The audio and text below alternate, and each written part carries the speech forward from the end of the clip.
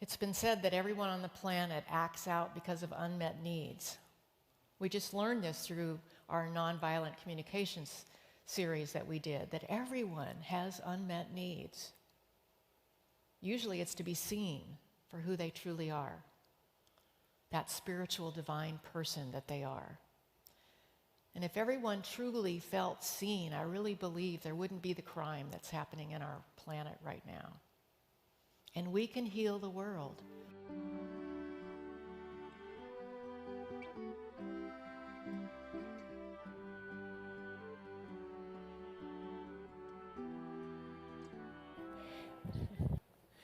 Good morning.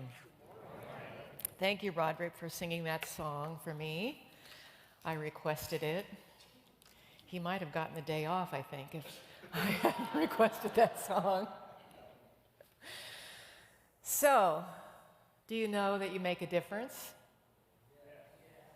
Each one of you make a difference to the church and to our lives.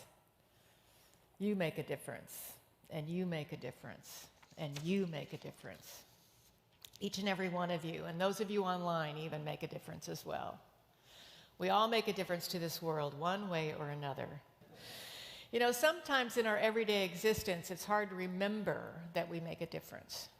We're all familiar with the movie It's a Wonderful Life, where the character that Jimmy Stewart played had a wonderful opportunity to see the difference that he made in the world and what the world would look like if he hadn't existed. And you know, we don't have to live an exemplary life or be as selfless as his character was. But I guarantee you that if Clarence came and showed you what the world was like if you weren't here, you would get an opportunity to see the difference that you make.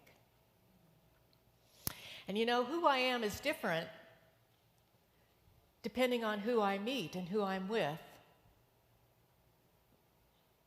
And I'm a different person to every person that relates to me. And in fact, there are parts of me that might not ever exist if I hadn't met some of you. And I would think that we all create energy that is felt. Those of you are the same. You would be different if you hadn't met some of the people in your life that you have met. If any of you weren't here, the energy in this room would be totally different. Even those of you watching online. If you weren't watching with us, the energy in here would be different. And it's true for everyone. It's true that all of our relationships make a difference in our lives.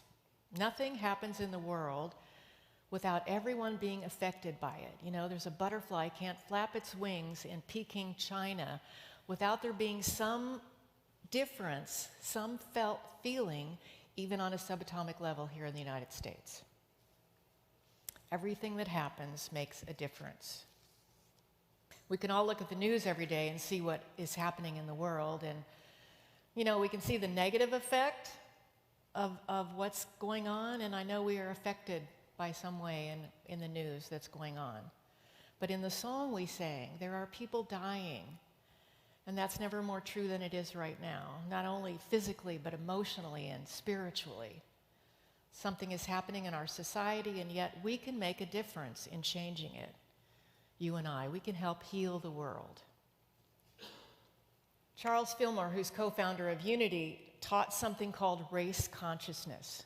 And we teach that life is consciousness, which means that our world and our reality is shaped by how we choose to see it, by the beliefs that we hold about it. Not only our individual reality, but our collective reality. You know, in other words, if enough people believe something, that will be the reality. How many of you here have heard of the 100th monkey syndrome effect? Well, there's a wonderful story about an island in Japan. And the scientists came and distributed just put all these sweet potatoes down in the dirt, and the monkeys started eating them. And they liked the taste of the sweet potatoes, but they didn't like all the grit in the dirt. And so one monkey went down to the stream and washed the potato and decided that the potato just tasted a whole lot better without any dirt on it. She taught her mother, and her mother went to the stream and washed, and one by one, different monkeys would come to the stream and wash their sweet potato. And the funny thing happened is that when the 100th monkey came and washed their potato, every monkey on the island went and washed their potato. You know, scientists call it the critical mass. Now, that story is phenomenal in itself, but it's even more wonderful in that an island far removed from this one by one, monkeys started cleaning off their sweet potatoes in the stream. We're all connected, and we make a difference. Einstein once said that the most important decision we could ever make would be to answer the question, is the universe a friendly place? And our answer to that question would determine our reality. So if enough people believe that this is a hostile place, that will be the experience that outpictures in the world. So is your universe a friendly place? I hope so. Sometimes it's hard to believe that when we watch the news at night, because we see the facts that are going on. But if we have to look past the facts and hold to the absolute truth. Because the truth is not only is the universe a friendly place, but that everything that happens for good. We've never in the history of our planet been in a greater position to change the consciousness and to heal the world. And I'm here this morning to tell you that you do make a difference. Just one of you makes a difference, and collectively, we can make a whopping of a difference. Again, the words to the song say, there's a place in your heart, and I know that it is love. And this place could be much brighter than tomorrow. There are ways to get there if you care enough for the living. Make a little space, make a better place. You know, and we think we have to do something huge and grandiose to make a difference, but change begins one person, one moment at a time. There was a young man who was walking along a deserted beach, and soon he spotted this young girl in the distance, and he could see this young girl picking up something and throwing it into the ocean. And as he got closer, what he saw was she was picking up starfish and throwing them into the ocean. And so he went up to her and said, "What is it you're doing?" And she said, "Well, it's low tide right now, and all of these starfish have gotten up here on the sand, and they'll die if I don't put them back into the ocean." And the man said, "Well, yeah, but don't you see there are hundreds, thousands of starfish on this beach, and in oceans across all up and down the coast there are starfish. How can you possibly make a difference?" And she just reached down, grabbed a starfish, threw it in the ocean, said, "Made a difference to that one." One person, one act of kindness at a time makes a difference. There's a wonderful organization called Difference Makers, and they have something to do with the blue ribbons that you were handed this morning. And I would like to take a moment and share with you the history of this blue ribbon. I'm going to read it because I don't want to miss anything in this story. A teacher in New York decided to honor each of her seniors in high school by telling them the difference that they made. Using a process developed by Elise Bridges of Del Mar, California, she called each student to the front of the class one at a time. First, she told them how the student made a difference to her and the class. Then she presented each of them with a blue ribbon imprinted with the gold letters that read, "Who I am makes a difference." Afterwards, the teacher decided to do a class project to see what kind of impact recognition would have on a community. She gave each of the students 3 more ribbons and instructed them to go out and spread this acknowledgement ceremony. Then they were to follow up on the results and see who honored whom and report back to the class. One of the boys in the class went to a junior executive in a nearby company and honored him for helping him with his career planning. He gave him a blue ribbon and put it on his shirt. Then he gave him 2 extra ribbons and said, "We're doing a class project on recognition, and we'd like you to go out and find somebody to honor, give them a blue ribbon, then give them the extra ribbon so they can acknowledge someone else to keep this acknowledgement ceremony going." and then report back to me, so tell me what happened. Later that day, the junior executive went to see his boss, who'd been noted, by the way, as being kind of a grouchy fellow. He sat his boss down and told him that he deeply admired him for being a creative genius. The boss seemed very surprised. The junior executive asked him if he would accept the gift of the blue ribbon and would he give him permission to put it on him. And the surprised boss said, well, sure. So then the junior executive took the blue ribbon, placed it on his jacket, and then he gave him the extra one, and he said, would you take this extra ribbon and pass it on by honoring someone else? The young boy who first gave me the ribbon is doing a project, and we want to keep it going. So that night, the boss came home to his 14-year-old son and sat him down. He said, the most incredible thing happened to me today. I was in my office, and one of the junior executives came in and told me he admired me and gave me a blue ribbon for being a creative genius. Imagine that. He thinks I'm a creative genius. Then he put this ribbon on me and gave me an extra ribbon and asked me to find somebody else to honor. All the way home, I was thinking of who I wanted to honor, and I thought about you, and I want to honor you. My days are really hectic. When I come home, I don't pay a lot of attention to you. Sometimes I scream at you for not getting good enough grades in school and for your bedroom being a mess. But somehow tonight, I just wanted to sit here and let you know that you make a difference to me. Beside your mother, you're the most important person in my life.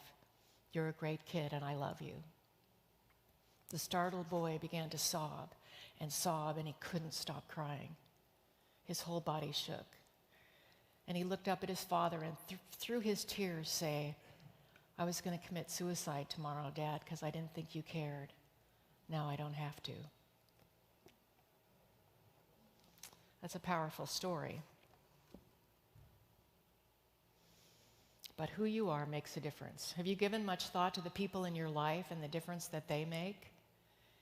You know, it could be anybody. It could be a teacher, could be the clerk at the grocery store, or the person who delivers your mail. I can tell you that the person who delivers my Amazon purchases really make a difference to me. And there's a lot of them. You know, Avatar is one of my favorite movies. When it first came out, I saw it 4 times. Did you know it just recently came out again? I saw it again. And I can't wait for the second movie that's coming out in December. But the people in Avatar, the Na'vi, have a saying, and that is, I see you. You know, it's very similar to our namaste. That's a phrase that's very, very important to the Na'vi. It means more than just I physically see you, but I see your essence. I see your divinity. I see your soul. I see your purpose and contribution. I see beyond the masks and see who you really are. And towards the end of the movie, Natiri holds the human body of Jake, and they exchange that Na'vi greeting, I see you. And they are seeing beyond the physical differences of their race to see each other's true essence. And you know, people need to be seen.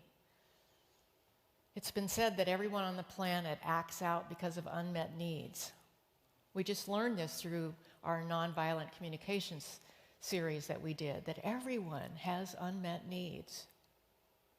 Usually it's to be seen for who they truly are, that spiritual divine person that they are. And if everyone truly felt seen, I really believe there wouldn't be the crime that's happening in our planet right now. And we can heal the world, one person at a time, by truly seeing the people with which we come in contact. So I invite you this week to explore with the people in your life, even those you barely know. See if you can acknowledge the difference that they make in your world. You know, each of you received 3 blue ribbons when you walked in here. And that's because I believe you make a difference. Not only in my life, but in the life of this church. And as I said, if you weren't here, we could feel the difference. And so I wanted you all to have a ribbon. Did everyone get 3 ribbons? If you didn't, please raise your hand and the ushers will bring them to you. There's somebody down here and a few people in the back. But what I want you to do is I want you to pair up with somebody. It could be the person next to you. If there's nobody next to you, maybe it's the person in front of you. Some of you may need to go across the aisle and find somebody. But pair up. Take a moment and do that. All right. Has everybody got somebody? If somehow we have an odd person, we can do a threesome, but...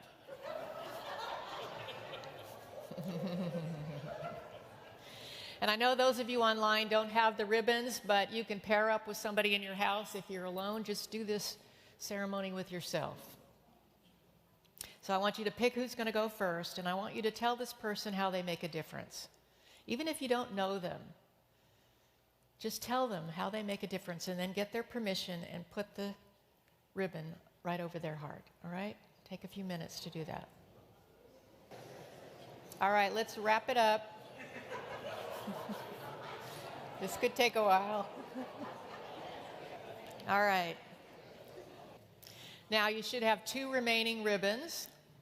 And what I would ask of you is that you find somebody else in the community. It could be somebody in your family, but I'm hoping some of you reach further out into the community and find someone, whether it's a teacher, a grocery store clerk, your mailman, whatever it is, and give them a ribbon, tell them how they make a difference in your life and in the world, and get their permission to put it on them. And then give them the other ribbon and ask them to do the same, to find someone. So then what happens is that there's 200 of us here, we will have touched 600 lives. Because I know that who you are makes a difference. And together we can heal the world, one person at a time. God bless you.